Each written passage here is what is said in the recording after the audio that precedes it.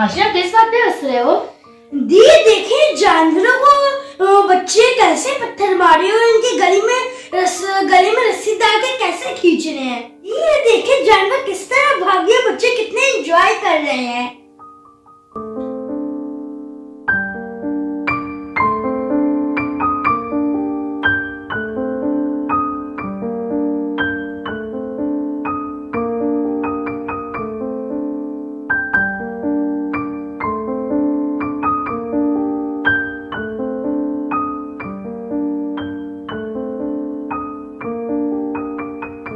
ये बच्चे कितनी गलत हरकत कर रहे हैं। ये हंसने की नहीं बल्कि शर्मिंदा होने की बात है। आपको पता है जानवरों को सताना कितना बड़ा जुल्म है। हमारा कानून और हमारा माशरा दोनों इस चीज को मना करते हैं। अच्छा दी, मुझे तो नहीं पता था, मैं तो इसको एंजॉय करता था। जी हाशिर, मैं आपको बताती हूँ कि दुनिया में जानवरों पे कैसे जुल्म किया जाता है और हमारा मजहब जानवरों के हुकूक के बारे में हमें क्या तालीम देता है। जी दी, आप हमें प्लीज इसके बारे में बताइए ताकि मैं समझ सकूं और अपने दोस्तों को भी बताऊं। ओके आशिया, क्यों ना मैं इंफॉर्मेशन अपने फ्रेंड्स के साथ भी शेयर करूं ताकि उन्हें भी जानवरों पे होने वाले मसालिम और उनके हुकूक के बारे में पता चल सके। अस्सलाम वालेकुम गाइस, मैं हूं मामा और मैं हाशिर। हम आपको अपने जो चैनल गपशप कॉर्नर में वेलकम करते हैं। आज के एपिसोड में हम जानवरों पे होने वाले जुल्म और उनके हकूक आपको बताएंगे। जी दी, आप हमें इसके बारे में बताइए। आपको पता है 16वीं सदी की मशहूर फ्रांसीसी फलसफी रेने डेकार्ट का ये ख्याल था कि जानवर बिल्कुल घड़ी की तरह मैकेनिकल होते हैं, उन्हें दुख दर्द का एहसास नहीं होता। इसी तरह हर मजहब ने कुछ जानवरों के गोश्त खाने की इजाजत दी है और कुछ जानवरों के गोश्त को ममनू करार दिया है। हर मजहब में जरूरत के सिवा जानवरों को खामखा कैद करने और तफरीह के लिए तकलीफ देने से मना फरमाया है और पालतू जानवरों के साथ शफकत का बर्ताव रखने का हुक्म दिया है और इसके नतीजे में अजर का भी सुनाया है। और फिर ये साइंसी तौर पर भी साबित हो गया कि हर जानदार जिंदगी के दायरे का एक अहम और लाजमी जुज है। अगर कोई हयातियाती नस्ल खतरे में पड़ जाती है तो बिला आखिर पूरा सर्कल ऑफ लाइफ कमजोर होकर टूट फूट का शिकार हो जाता है।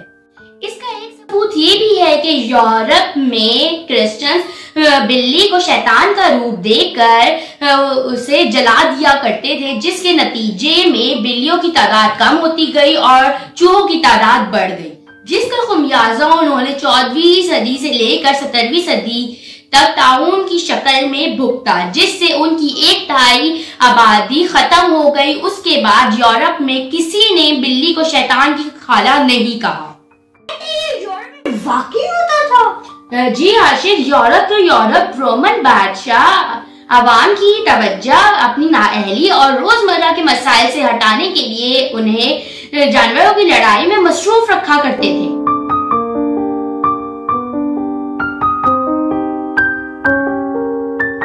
इस हिसाब से आज का दौर जानवरों के लिए बहुत बेहतर है। नहीं आशिर, अगर हम रोमन दौर को आज के दौर से कंपेयर करें तो रोमन दौर फरिश्तों का दौर लगता था। वाकई नहीं? जी आशिर, 1938 में अमेरिका में एक ऐसा लॉ पास हुआ जिसमें इंसानी जरूरियात की चीजें मार्केट में लाने से पहले जानवरों पर टेस्ट करना लाजिम करार दे दिया गया, जिसके नतीजे में सिर्फ अमेरिकन लेबोरेटरीज में सालाना 70 मिलियन चूहे, बिल्लियां, कुत्ते और बंदर वगैरह तहकीक के नाम पर मार डाले जाते हैं। खरगोशों की आंखों में मुख्तलिफ कॉस्मेटिक टेस्ट करने के लिए उन्हें अंधा कर दिया जाता है और फिर उन्हें नाकारा करार देकर मार दिया जाता है।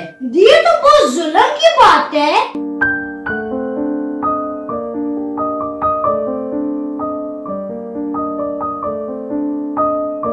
जी हाशिर, अमेरिका ही नहीं बल्कि चीन, जो दुनिया का सबसे बड़ा फल एक्सपोर्टर है, वो फैशन इंडस्ट्री की भूख मिटाने के लिए सालाना 3.5 मिलियन जानवरों को इसलिए मार देता है क्योंकि उनके नरम बाल फर की मसनूआत बनाने के लिए इस्तेमाल हो सकें। मसलन 40 इंच का एक फर कोट बनाने के लिए 35 खरगोश या 20 लोमड़ियां या 8 सील्स की खाल दरकार होती है।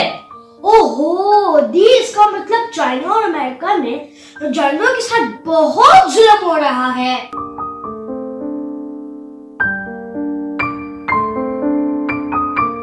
اب یورپ کا حال بھی سن لو۔ فرد تو فرد جانوروں کے لیے ان کی کھال ہی سب سے بڑی مصیبت ہے۔ یورپین یونین میں پرس، جوتے، بیلٹس اور جیکٹس کے لیے بڑی چھپکلیوں، سانپوں اور مگرمچھوں کی کھالیں سالانہ تقریباً 1 کروڑ امپورٹ کی جاتی ہیں۔ دی، اس کا مطلب بڑے میاں تو بڑے میاں، چھوٹے میاں، سبحان اللہ۔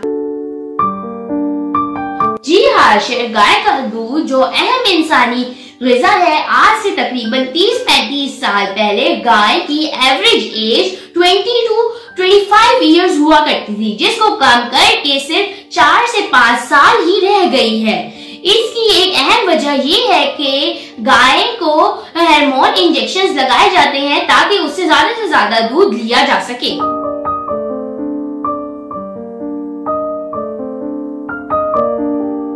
میں نے سنا ہے کہ مرغیوں کے ساتھ بھی ایسی ہوتا ہے۔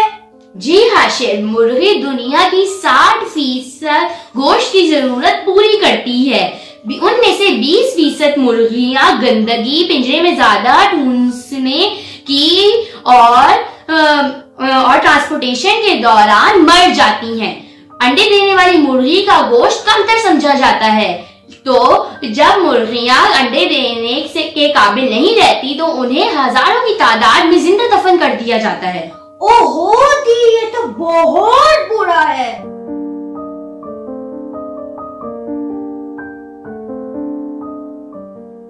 آپ کو پتہ ہے جانوروں کی لڑائی کئی ملکوں کا قومی کھیل ہے؟ دی، وہ کیسے؟ بل فائٹنگ۔ بل فائٹنگ اسپین کا قومی کھیل ہے۔ وہاں پر بل فائٹنگ کے کھیل میں سالانہ 40,000 بھینسیں مر جاتے ہیں۔ وہاں ایک بھینسے کو بل فائٹر جب تیر سے مارتا ہے تو اسے سسک کے مرنے میں 1 گھنٹہ لگتا ہے۔ اسی طرح اسپین میں جلتے ہوئے بھینسے کا تہوار منایا جاتا ہے، جس میں بھینسے کے سینگوں پر آگ لگا دی جاتی ہے، جس کی درد کی وجہ سے وہ دیواروں میں ٹکرے مارتا ہوا بھاگتا ہے۔ اس کے سامنے لوگ ڈھول بجاتے اور تالیاں بجاتے ہوئے بھاگتے ہیں۔ اس کے سینگوں پر لگی ہوئی آگ اس کی گردن کو جھلسا دیتی ہے، جس کی وجہ سے وہ چند گھنٹوں میں سسک کر مر جاتا ہے۔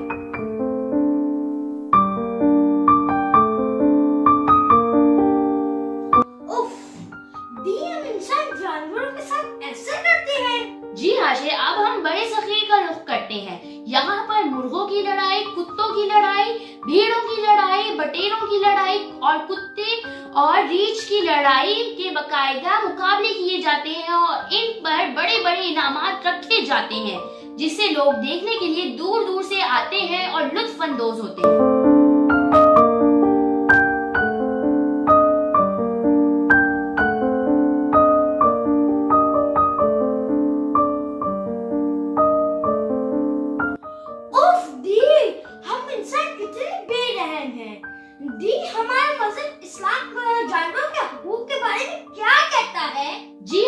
ہمارے پیارے نبی حضرت محمد صلی اللہ علیہ وآلہ وسلم نے نہ صرف انسانوں کے ساتھ رحم بلکہ جانوروں کے ساتھ بھی اچھا سلوک رکھنے کا حکم دیا ہے۔